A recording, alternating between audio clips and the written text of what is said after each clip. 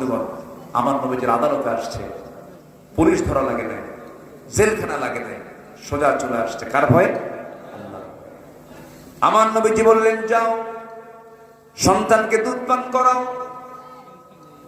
সন্তানের দুধ পান যখন শেষ হবে সেই সময় তুমি আমার কাছে চলে আসো।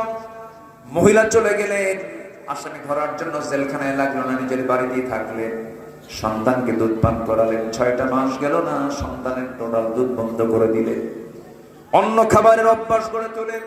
সন্তানকে বার সঙ্গী করে নিয়ে, কোলে করে নিয়ে নবীর সামনে হাজির হয়ে বলছেন, হুজুর একবার না, দুবার না, 3বার আপনার কাছে আসলাম, আপনি শাস্তি আমারে দিলেন না, আজকে আমাকে ফেরত দিবেন না, আমাকে চূড়ান্ত শাস্তি নিশ্চিত করে দিয়ে আমাকে বাঁচায় দেন।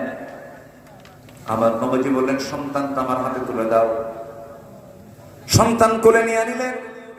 সাহাবায়ে কেরামকে লক্ষ্য করে বলছেন, সাহাবীরা, এই যে সন্তানকে তোমরা আমার হাতে দেখতে পেতেছো, এই সন্তানের লালন পালনের দায়িত্ব যে বান্দা গ্রহণ করবে, আমি রাসূল আর সেই সাহাবী জান্নাতের মধ্যে 2 নখের দূরত্ব অবস্থান করব, ফাইয়া ফিল জান্নাতি কাহাতাই।